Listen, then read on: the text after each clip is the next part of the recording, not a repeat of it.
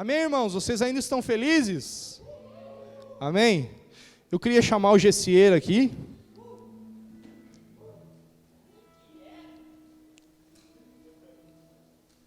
Não sei se hoje, irmãos, a gente não vai precisar tirar o púlpito daqui, por causa da altura dele, eu penso que ele não vai conseguir enxergar vocês.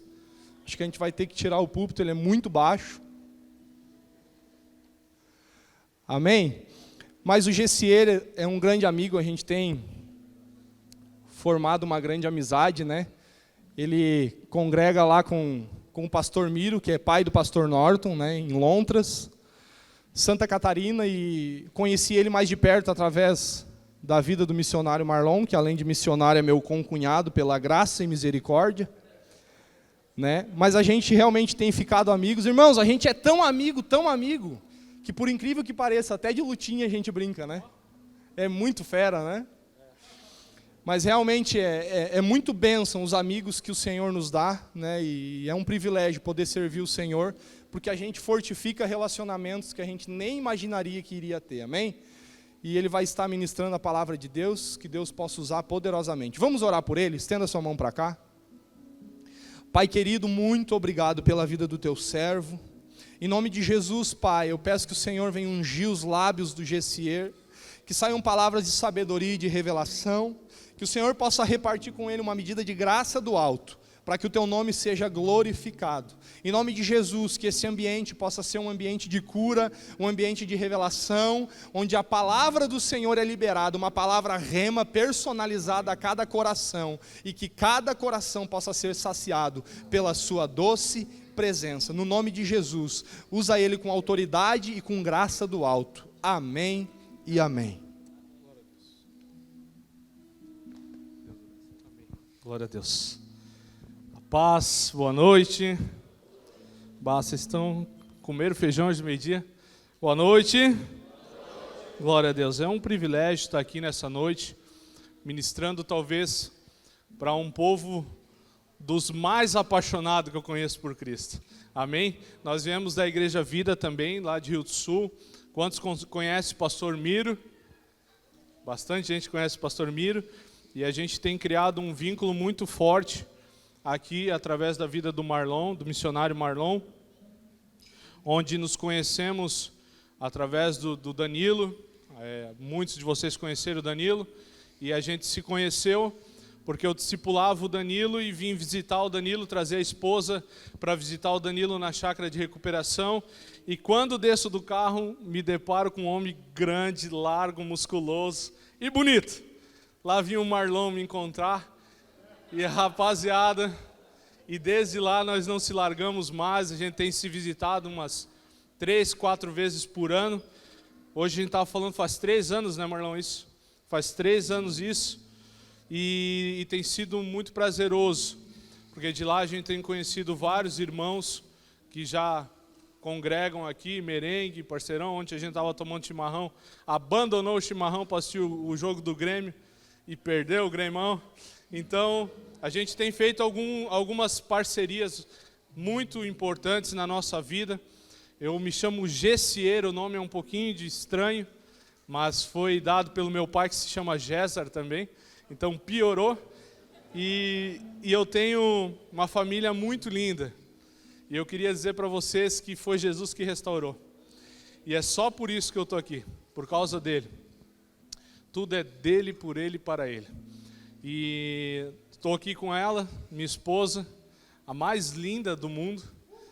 E meus 2 filhos, João, Gabriel e o Samuel. Então, tem sido um privilégio, irmãos, a gente estar conhecendo mais um pouco do povo que vai morar no céu. Amém? Mas não é de mim que eu vim falar nessa noite, eu vim falar dele. E queremos construir um entendimento juntos nessa noite, e eu tenho recebido muito do Senhor nessa direção que eu quero trazer para vocês nessa noite, e eu creio que Deus, Ele quer falar especificamente com cada um nessa noite, e por isso eu queria trazer uma mensagem aonde você possa sair daqui edificado e transformado, amém? Amém? Glória a Deus. Queria que você pedisse por irmão do lado aí. Eu sei que tem muitos que não gostam, mas a gente tem esse costume lá em Santa Catarina, em dizer assim, meu irmão, fale aí, mas com vontade. Meu irmão, não me atrapalhe. O Senhor vai falar comigo agora.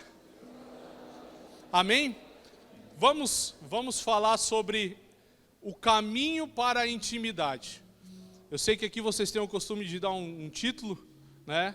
Então, o título que eu coloquei dessa mensagem, o caminho para a intimidade. Irmãos, eu tenho notado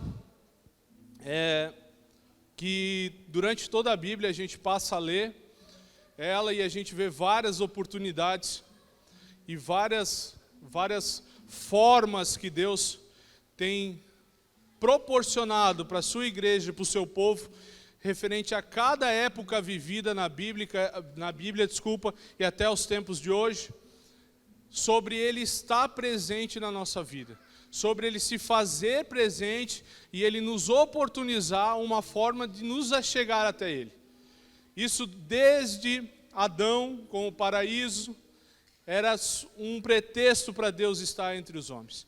E aí a gente vem seguindo e até Apocalipse, quando Ele juntará céus e terras, e novamente Ele estará com nós. Então, se você for observar e caminhar toda a Bíblia, você vai ver que o pretexto, a vontade perfeita e agradável de Deus é estar com nós. E Ele vem nos proporcionando isso desde a fundação do mundo. E aí, a minha grande pergunta nos meus tempos de oração é por que isso não acontece? Por quê? Se Ele tem feito de tudo para estar com nós, eu fico pensando, mas por que isso não acontece? E aí, se você caminhar pela Bíblia, como a gente vai caminhar hoje à noite, você vai observar que existe só uma resposta. É nós que não queremos. É nós que não queremos nos achegar a Deus. Ele nos proporciona todos os dias, todos os momentos, todos os minutos, todos os segundos, todos os milésimos de segundos para estar com nós. Mas nós decidimos não estar com Ele, muitas vezes. Então a gente vai falar sobre um caminho trilhado a chegar numa intimidade, num local secreto, num local mais profundo, e aonde eu possa estar mais perto dele, sentir o cheiro dele, sentir os desejos dele, sentir as intenções do coração dele, e dizer assim, Senhor, eu te conheço. Porque se eu for perguntar aqui nessa noite, não vou perguntar, todos nós levantaríamos a mão se eu perguntasse quem quer conhecer melhor Jesus. Todos levantariam a mão. E se eu perguntasse quantos de vocês estão pagando o preço para conhecer Jesus, eu tenho certeza que pelo menos a metade baixaria. Então a gente quer muito conhecer, mas a gente não quer se entregar. A gente quer muito estar e fazer, mas a gente não quer ser e permanecer. A Bíblia nunca foi sobre eu fazer algo, a Bíblia sempre foi sobre eu ser algo. E o problema dos dias de hoje é que a gente quer muito fazer algo. Eu quero tocar, eu quero ser o cara que estou lá na porta, eu quero ser o cara que ministro, eu quero ser um obreiro da chácara de recuperação.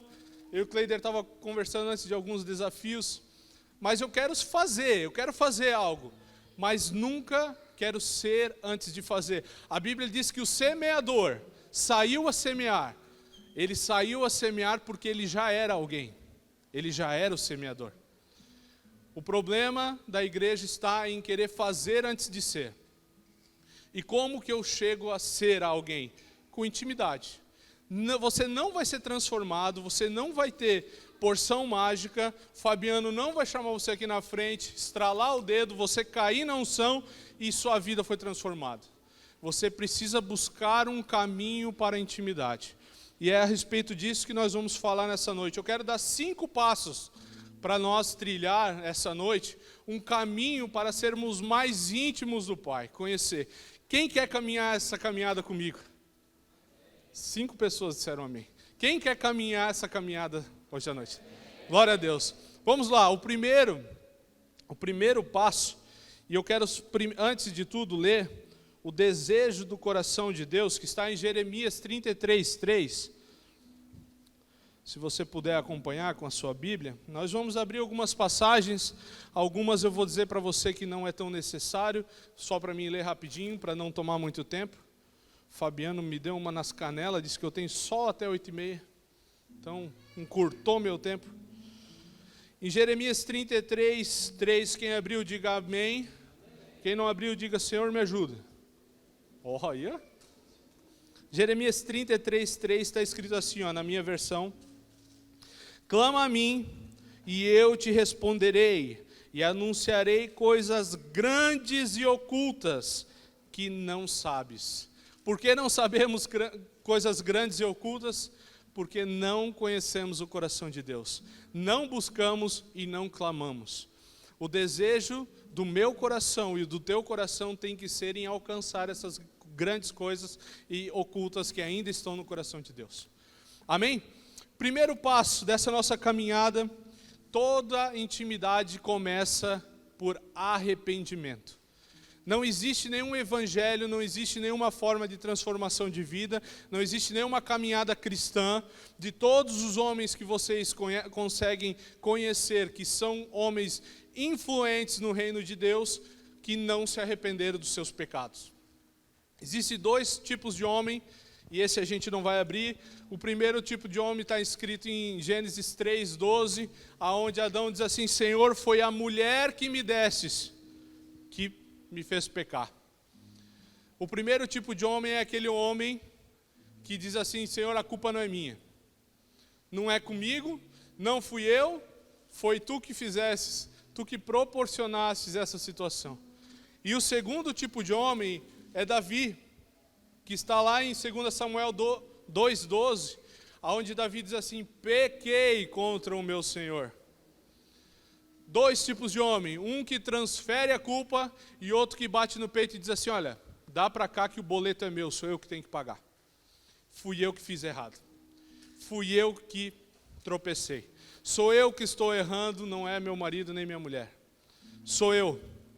Então você tem que começar a fazer essa análise. Eu não vim aqui para te confrontar, mas a palavra de Deus, ela nos confronta todos os dias. E eu quero iniciar dizendo para você que é uma noite de autorreflexão. Analise como que você tem caminhado na sua intimidade. E o primeiro passo que você tem que analisar é de que lado que você está jogando. Do lado de Adão ou do lado de Davi? Quem que é do teu time? Você é daquela pessoa que transfere as culpas? Ou tu é daquela pessoa que diz assim: não, é verdade, eu preciso mudar? Esse é o primeiro passo para uma intimidade. O segundo passo para uma intimidade, não quero demorar muito porque a gente vai ter um tempo de oração poderoso, é a fome. Esse eu quero que você abra Marcos 6, se possível. Quem trouxe a Bíblia, abre aí comigo. O livro de Marcos, no capítulo 6, no verso 34 para frente, nós vamos ler.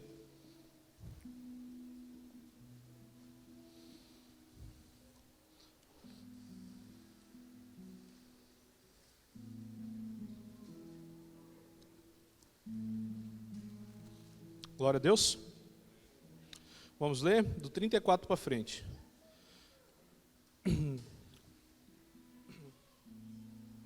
Está escrito assim, Os apóstolos ajuntaram-se a Jesus e contaram-lhe tudo o que tinham feito e ensinado. Desculpa, eu estou no 34 para frente. Jesus desceu do barco e viu uma grande multidão e teve compaixão dela, porque eram como ovelhas que não têm pastor. Então passou a ensinar-lhe muitas coisas. Ao declinar a tarde, seus discípulos se aproximaram dele e disseram: o lugar é deserto e o dia já está muito adiantado. Despede-os para que vão aos campos e aldeias circunvizinhas e comprem para si o que comer. Ele, porém, lhes respondeu: dai-lhes de comer. Disseram-lhe: iremos nós e compraremos 200 denários de pão para lhes dar de comer? Ele lhes disse: quantos pães tendes? Ide ver. E sabendo, eles responderam: 5 pães e 2 peixes. Ordenou-lhes que fizessem assentar a todos em grupos sobre a relva verde. assentaram-se em grupos de 100 e de 50. Tomando ele os 5 pães e 2 peixes, levantou os olhos aos céus e os abençoou, e partindo os pães, deu aos discípulos para que os distribuísse. Ele também repartiu os 2 peixes entre todos.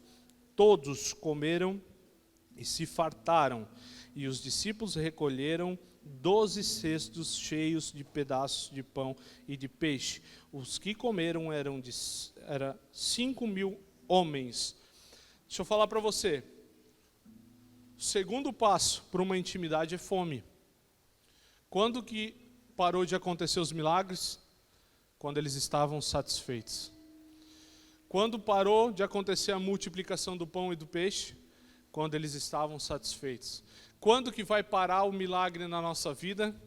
Quando nós estivermos satisfeitos com aquilo que Deus já fez. Isso é muito grave, porque nós, numa medida de recebimento de Deus, da parte de Deus, achamos que está tudo certo. Já fomos transformados, tivemos nossa casa restabelecida, temos um carro bom, uma casa nova, então deu, acabou. Eu me apoio e me seguro em tudo aquilo que eu recebi até os dias de hoje. E aí eu corto o vínculo de intimidade com Deus, porque acabou minha fome. Então o segundo passo, para que vocês tenham uma intimidade, eu tenha uma intimidade maior com Deus, é ter fome de Deus todos os dias. Ter fome de justiça todos os dias. Ter fome daquele que nos criou e nos resgatou. Isso é fundamental, eu me alimentar da palavra, eu ter um tempo de oração poderoso, de comunhão com os irmãos. A fome vai nos estabelecer uma estatura de Cristo muito mais rápido do que somente eu esperar pelos outros que façam algo. Nós vamos falar disso para frente. Terceiro passo está em Tiago 4, 7. Vou ler para vocês. Tiago 4, 7.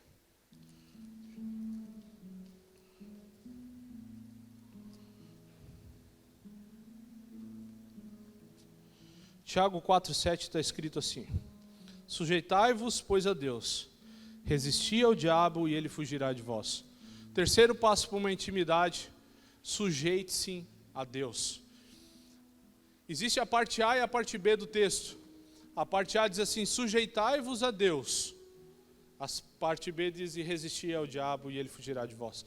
Então, não existe como eu resistir às coisas do diabo sem eu me sujeitar a Deus. A primeira parte nos dá a receita do bolo. Diz assim: olha, acrescenta um pouquinho de sujeição. Dentro do liquidificador, bate, tome. E isso vai ser a receita. Power para tu resistir ao diabo. Terceiro passo de intimidade com Deus é ver se você tem uma sujeição com Ele. O que é ser sujeito a Deus? É obedecer a tudo, não é a parte. É obedecer a tudo o quanto Ele manda fazer. Tudo. Nosso problema é que a gente conhece muito bem a vontade de Deus. Porém, quando a nossa vontade está estipulada e já está feita, já está estabelecida, a vontade de Deus já não tem mais tanta importância. Porque a minha está estabelecida.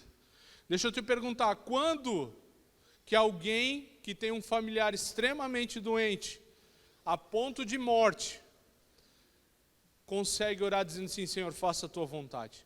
E se for a vontade de Deus, que leve. Ninguém de nós.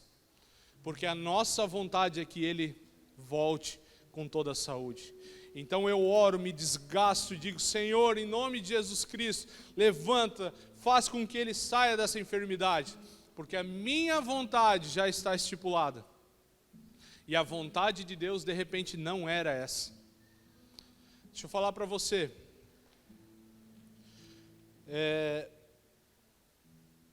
Às vezes, a necessidade da situação nos tira de um propósito.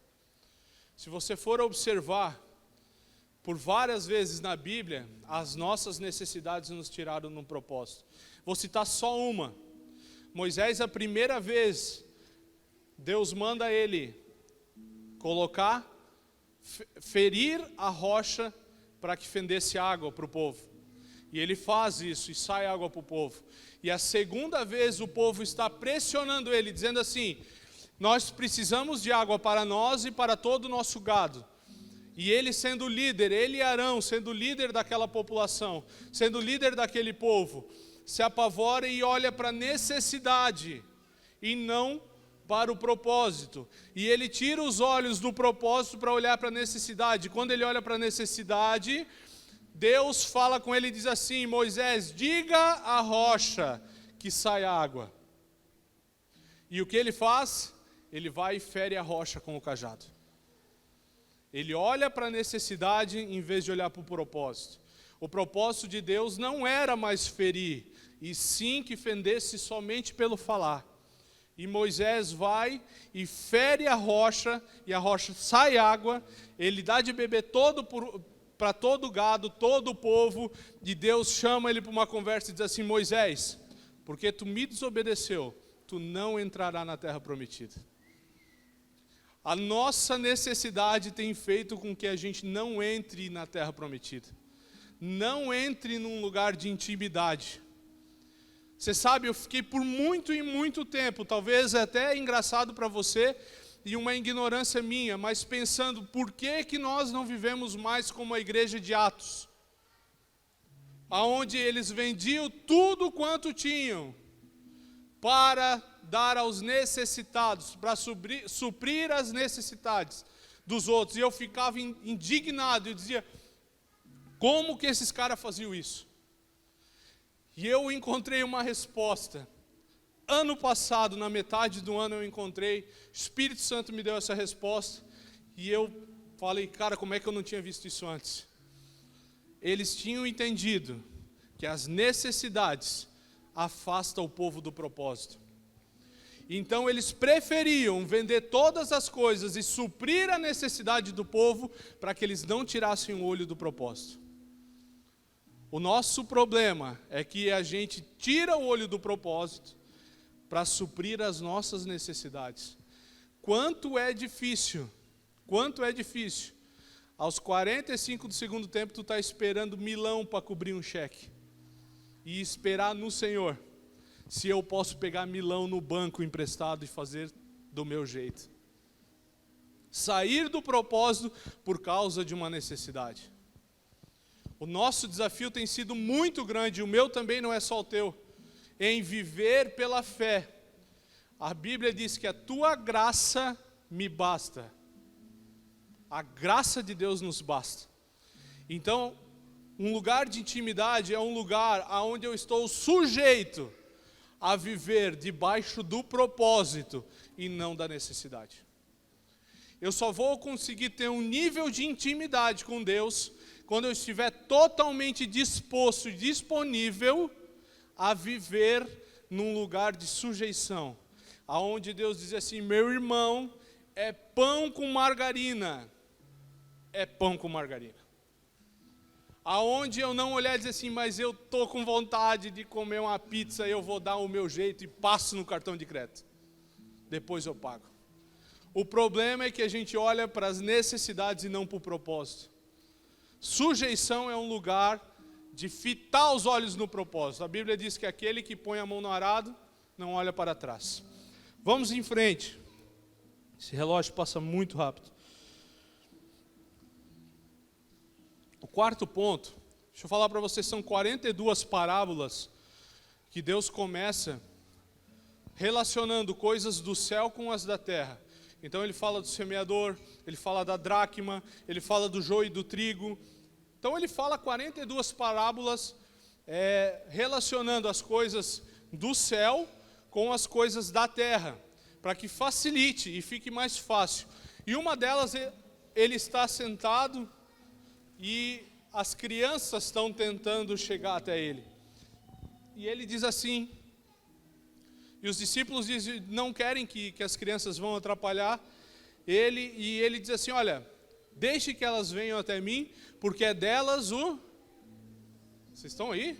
Porque é delas o reino dos céus, o reino de Deus. Então, em todas as 42, ele está tentando explicar algumas coisas que somente crianças nos conseguem explicar. E ele diz assim, deixa eles vir, que é deles, o reino dos céus.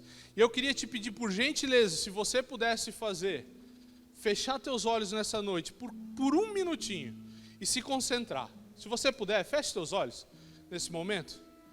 Eu quero te perguntar, e quero que você raciocine e lembre, o Espírito Santo vai te trazer à tona, o que uma criança tem, e que você tinha na sua infância, mas perdeu com a caminhada.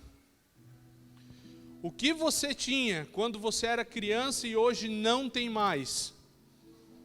De repente a pureza de coração. De repente a dependência do pai. De repente até o colo do pai. Ou então a própria alegria de viver. O que você deixou que escapasse das suas mãos e que Deus sempre disse que não era para ter escapado? O Espírito Santo vai revelar a você. Amém? Glória a Deus. E a gente fez um GD algum tempo atrás, e eu trouxe essa palavra, você pode abrir os olhos. Eu trouxe essa palavra sobre o reino dos céus ser das crianças, e a gente compartilhou algumas coisas, e um disse, eu perdi a alegria, antes eu brincava de esconde-esconde, antes eu corria, antes eu pulava, e hoje eu não tenho mais isso. Amém, a gente talvez não tenha mais isso, mas como o Fabiano falou aqui, nós se rolamos, irmãos, mas se rolamos na lutinha, ele e o Marlão, e eles dizem que eu sou muito fraco, e o Fabiano até me apelidou, ele disse que eu sou um elefante com a força do ursinho Puff, né? E, irmãos, eu quero te perguntar, qual é o problema disso? Qual é o problema disso? Qual é o problema disso? Não existe nenhum problema. O problema é que a gente entende a maturidade que o Senhor quer nos dar, confundindo aquilo que Ele não quer que tire. A gente acha que Deus quer que saia algumas coisas nossas que não eram para ter saído dali. A alegria de viver é uma delas. A pureza, a singeleza de coração. E nós comentávamos isso e eu disse, olha, eu sei o que eu perdi. Acho que eu lembro do que eu fazia quando era pequeno e não faço mais. Cadê a galera que se escondia quando era pequenininha aí? Só a metade da igreja. Cara, eu tinha um esconderijo debaixo da pia, dentro do guarda-roupa. Vocês não se escondiam?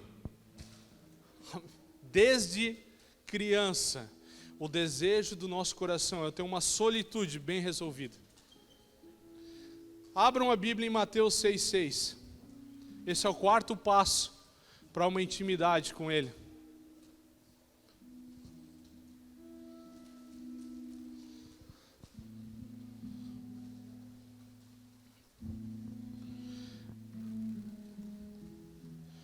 Mateus 6,6. Você já deve ter gravado isso, né? Com certeza já gravaram. Está escrito assim, Quando, porém, orares, entra no teu quarto e fechando a tua porta, ora ao teu pai que está em secreto, e teu pai que vê secretamente te recompensará. Meus irmãos, quarto passo para uma intimidade, você tem que resgatar o seu lugar secreto. Você tem que resgatar o seu lugar de esconderijo. O seu lugar aonde você se priva de todas as coisas somente para estar com Ele. Não existe um local perfeito, mas existe um local escolhido por Ele. Você precisa resgatar o seu lugar secreto. Você precisa voltar a ser criança e se esconder para que Ele te ache. Isso é extremamente importante. E o quinto ponto, vocês não precisam abrir, eu só vou comentar. Em Êxodo, quando começa a história da Bíblia, Deus dá algumas tarefas a Moisés, e uma delas era conduzir ao povo à terra prometida. E Moisés ele faz por muito tempo, e algumas instruções ele começa a cumprir. E uma das instruções de Deus era, olha, avisa o teu povo e pergunta a eles se eles querem ser nação santa e sacerdote real. Pergunta para o teu povo. E como eu falei no início, se eu perguntasse hoje para vocês quem quer mais de Deus, todos nós levantaríamos a mão. E eu imagino que naquela situação todos eles levantaram a mão. Quando Moisés pergunta. E Moisés pergunta a eles e Deus diz assim, olha, legal, então avisa eles, determina um local, um campo, para que eles fiquem lá, porque amanhã eu descerei e falarei com eles. E Moisés vai, fala isso ao povo, e o povo diz, beleza, amanhã nós não vamos frouxar os garrão. Amanhã nós vamos botar para derreter. É assim que vocês falam aqui, né? E então, o povo está preparado, assim como nós, queremos mais de Deus. E aí eles acharam que Deus vinha numa forma de anjo, com duas asinhas, descendo sobre eles e conversando. Ó, queridinhos. E Deus treme a terra, a Bíblia diz. E os montes começam a fumegar. E a Bíblia diz que Deus vem em forma de fogo naquele lugar. E eles começam a ter medo. E eles dizem assim, Moisés, agora nós queremos o quê? Que tu vai e fale com Deus, e tudo que ele falar, tu passa para nós. Tu passa para nós. Porque daí nós fizemos. Porque nós estamos com medo de Deus. E Moisés fala a Deus, e Deus diz, beleza. Então vem para cá que eu vou conversar contigo. E eu quero te perguntar, quantos de nós estamos esperando um Moisés subir todo domingo no altar para falar com vocês? Quantos de nós, quando Deus quer falar ao nosso coração, nós esperamos o Fabiano, Marlon, Cleider, tantos que já passaram nesse altar, vir ser um Moisés na vida de vocês? O plano real de Deus era conversar diretamente com a população. Não era ter intermediário. E aí Moisés sobe ao monte, vem com as tábuas da lei. Quando desce, eles estão fazendo o quê? Êxodo 32. O que eles estão fazendo? Como? Isso, adorando a um bezerro de ouro. E olha só, primeiro plano deles. Observe se nós não somos igualinhos, eu acho que vocês falam aqui. Nós somos igualinhos a eles. Primeiro plano, eu quero sim, Deus. O segundo plano, eu já estou indo no culto, está ótimo. E o terceiro plano, eu já estou adorando a algo que não é Deus.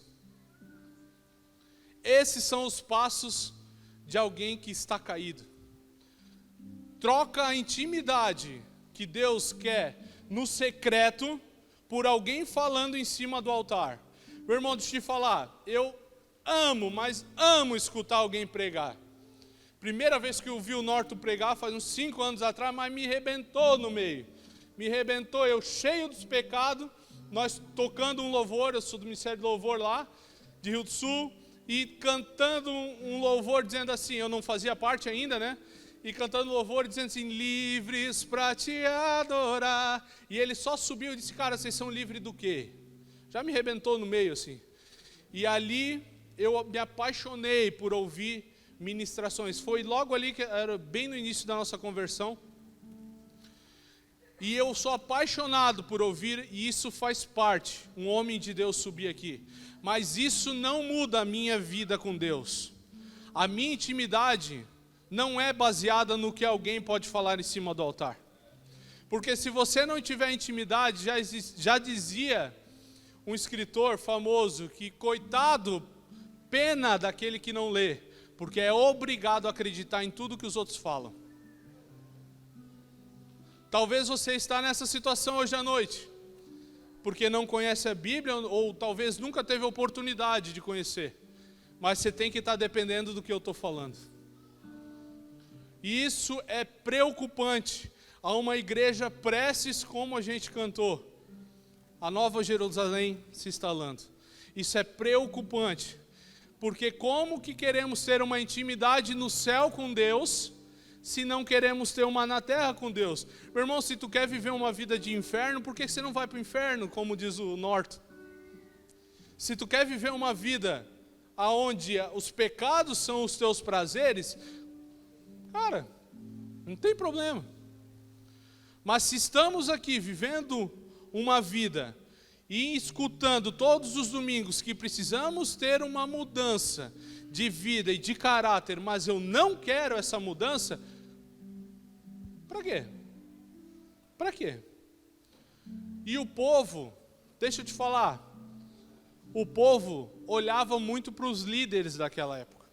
E os dois líderes, um era Moisés e outro era Arão, certo? E a Bíblia diz que Moisés subiu ao monte e Arão ficou. O povo deixou de adorar o bezerro porque Arão estava junto? Não deixou. Por melhor líder que Arão fosse, ou pior, não é o líder que te influencia a ter uma intimidade. É o teu desejo e a tua decisão.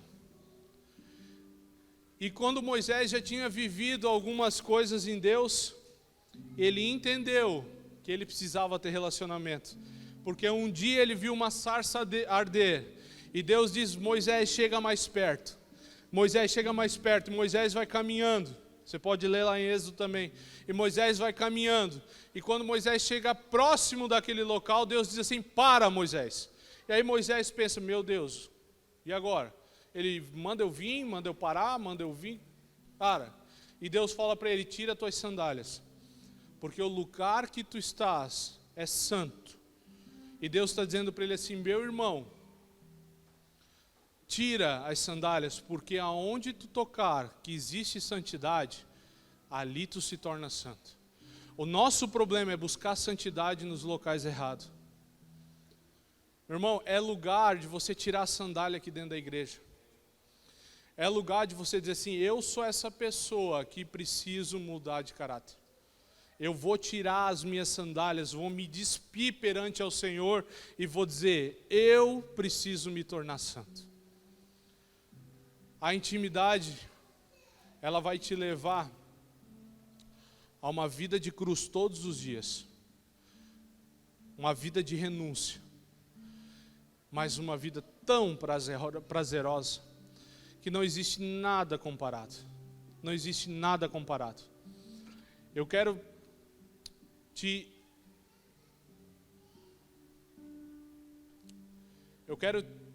influenciar a ter uma mudança de comportamento, uma mudança de vida, uma mudança de atitudes, que diga assim: bah, talvez eu estou muito errado. Que você possa parar de olhar para a janela, que a janela é um lugar onde a gente enxerga muitos defeitos dos outros, e troque a tua janela por um espelho, para que você possa começar a enxergar os teus defeitos. Na janela é fácil eu olhar para o vizinho e dizer assim: pai, ele não cortou a grama. Mas no espelho eu olho e digo: meu, eu preciso cortar a minha. Que essa noite você possa tomar uma decisão de mudança de atitude e venha buscar uma intimidade mais profunda e verdadeira com o Senhor. Eu queria que o pessoal do louvor pudesse subir aqui em cima. Você pode ficar de pé? Queria te instruir nessa noite, eu queria orar por você.